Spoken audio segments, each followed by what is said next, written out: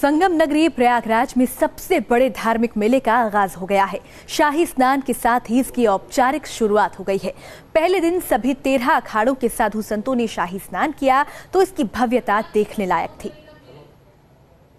हर हर महादेव, जय जय श्री महाकाल, हर हर गंगे। सबसे बड़े धार्मिक मेले का आगाज।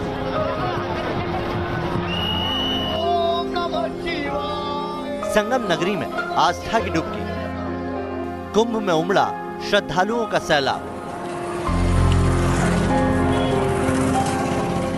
दुनिया का सबसे बड़ा आयोजन कहे जाने वाले कुंभ मेले की शुरुआत हो चुकी है। पहले शाही स्नान में साधुओं और श्रद्धालुओं के हुजूम ने संगम में डुबकी लगाई तो सनातन धर्म की इस छटा को दुनिया ने देखा। पूरा प्रयागराज भक्ति के रंग में डूबा है। कहीं पांडाल में प्रवचन कीर्तन के सुर सुनाई दे रहे हैं तो कहीं साधु संतों ने धुनी रमा रखी है। कहीं भभूत में लिपटे वैरागी जीवन दर्शन के मोक्ष मंत्र की सीख दे रहे हैं तो कहीं खुले आसमान तले तट पर हो रही है आस्था की तप की परीक्षा। जब तप, योग, ध्यान, मंत्र, प्रवचन और पूजा पाठ के बीच यहाँ दिख रही है अखाड़ों की भव्य झलक।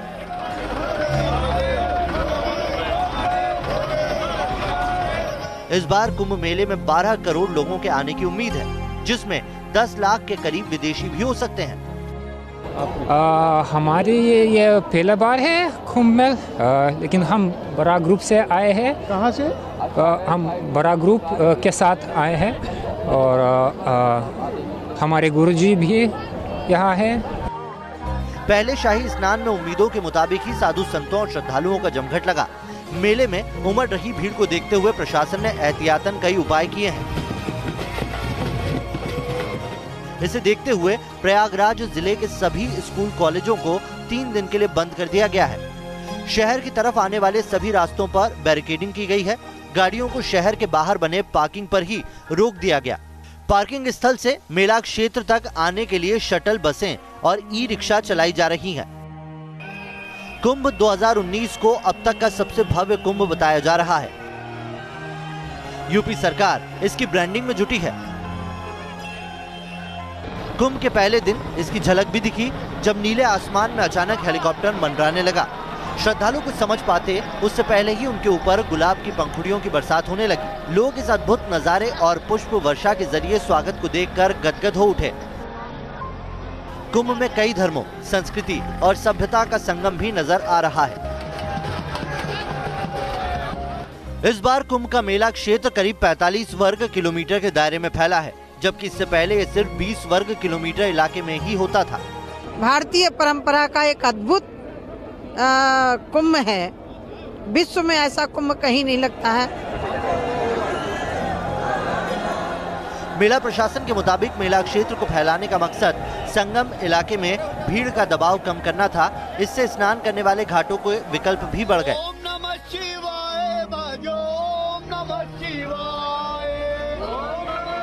करीब 49 दिनों तक चलने वाले इस मेले का समापन 4 मार्च को होगा।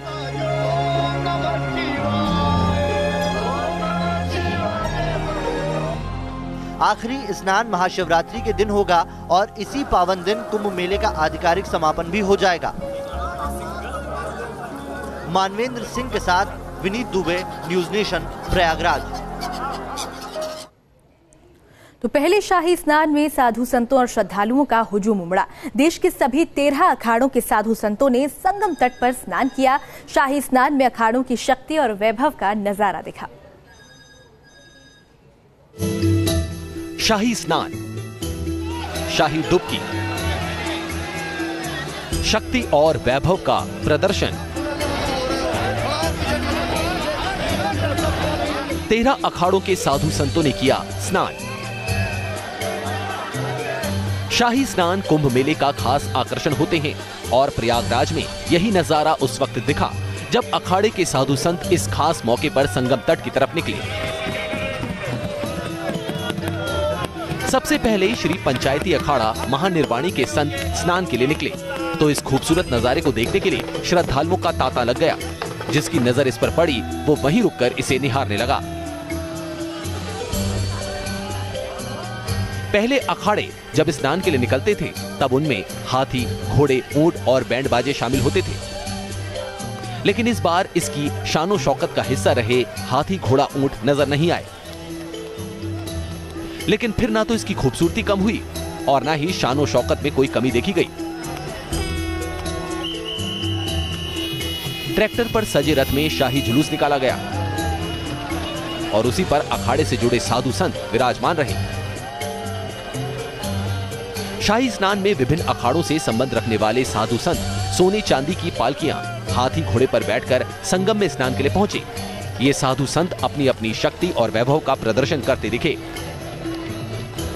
और इसके जरिए शस्त्र और शास्त्र के समन्वय का संदेश भी दिया। मकर संक्रांति 2019 के पर्व पर प्रथम शाही स्नान श्री अपने इष्ट देव भगवान कपिल, गणपति गजानन भगवान एवं आचार्य महामंडलेश्वरों के साथ निर्विघ्न प्रसन्नता पूर्वक बहुत भव्य से शास्त्रोक्त विधि परंपरागत अनुसार स्नान पर्व मनाया गया है। सब श्री पंचायत अखाड़ा महानिर्वाणी का स्नान हो गया है। अखाड़े के वैभव को जिसने भी देखा वो उसे निहारता ही रह गया। सुबह 6:40 पर सर्वार्थ सिद्धि योग में सबसे पहले श्री पंचायती अखाड़ा महानिर्वाणी और श्री पंचायती अटल अखाड़े के संतों ने शाही स्नान किया। 8:40 पर जूना अखाड़ा शाही पेशवाई के साथ स्नान के लिए संगम तट तक पहुंचा। 9:30 बजे जूना अखाड़ा के बाद किन्नर अखाड़े ने आस्था की डुबकी लगाई। किन्नर अखाड़े ने इसी पुण्य नगरी में स्नान किया है। किन्नर अखाड़ा जूना अखाड़े के साथ ही रहेगा। शाही स्नान का ये सिलसिला शाम 4 बजे तक चलता रहा। मेला प्रशासन के मुताबिक पहले शाही स्नान की शुरुआत सुबह 5:15 में हुई। हर अखाड़े को स्नान के लिए 45 मिनट का समय दिया गया। इस दौरान सड़कें साधु संतों के रंग में रंगी नजर आई तो वहां का माहौल भक्ति में भरा नजर आया। शाही स्नान में साधु संत शरीर पर राख लगाए जयकारा लगाते दिखे तो वो अस्त्र शस्त्रों से भी लैस नजर आए। मान्यता है कि धर्म की रक्षा के लिए संतों को शस्त्र चलाने की शिक्षा भी दी गई थी। Manvendra Singh, news nation, Prayagraj. कुंभ में शाही स्नान की परंपरा सदियों पुरानी है। मान्यता है कि शुभ मुहूर्त में यहाँ डुबकी लगाने से अमरता का वरदान मिल जाता है। कैसे शुरू हुई शाही स्नान की परंपरा, इस रिपोर्ट में देखिए।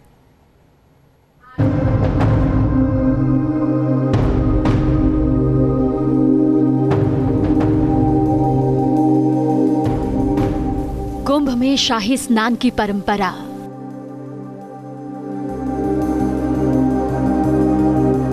शाही स्नान का है धार्मिक महत्व।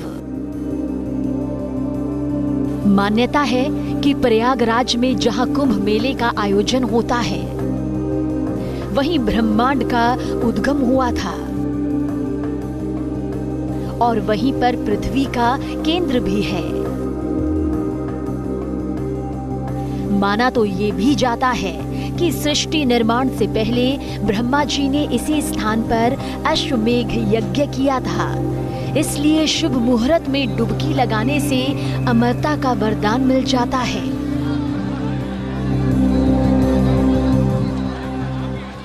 यहाँ पर किए हुए जो हमारे कर्म है उस कर्मों का क्षय हो जाता है, अच्छे फल की प्राप्ति होती है।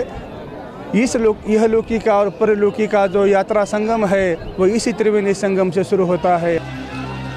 कुंभ के दौरान शाही स्नान के बाद ही आम लोगों को संगम में डुबकी लगाने की इजाजत होती है। सबसे पहले विभिन्न अखाड़ों से जुड़े साधु संगम में स्नान करते हैं। उसके बाद श्रद्धालु आस्था की डुबकी लगाते हैं। सदियों से शाही स्नान की परंपरा चली आ रही है, जिसमें 13 अखाड़े शामिल होते हैं। कहा जाता है कि शाही स्नान कोई वैदिक परंपरा नहीं है। माना जाता है कि इसकी शुरुआत 14वीं शताब्दी से 16वीं सदी के बीच हुई थी। तब देश पर मुगल शासकों के आक्रमण की शुरुआत हो गई थी।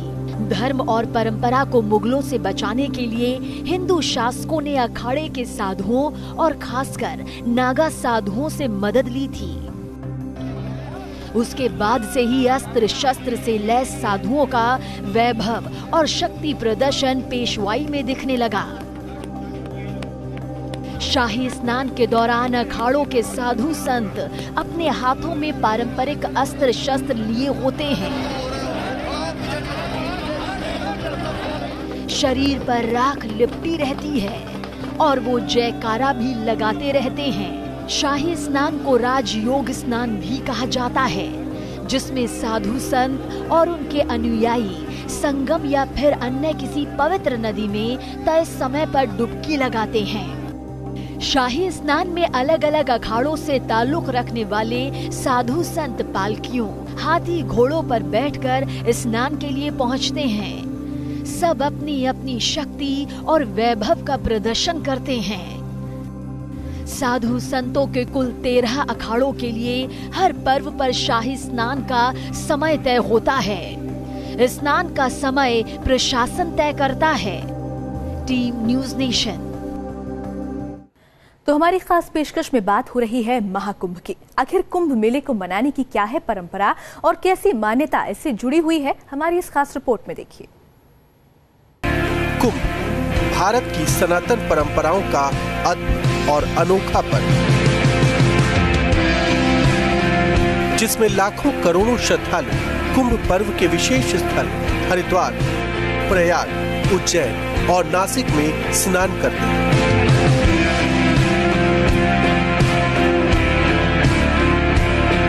कुंभ का ये त्योहार 4 हिस्सों में बटा हुआ है।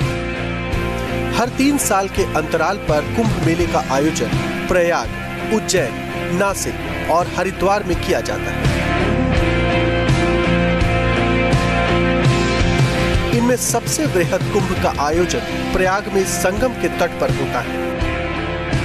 जब 4 कुंभ को मिलाकर 12 साल पूरे हो जाते हैं तो महाकुंभ यानी पूर्ण कुंभ मनाया जाता है।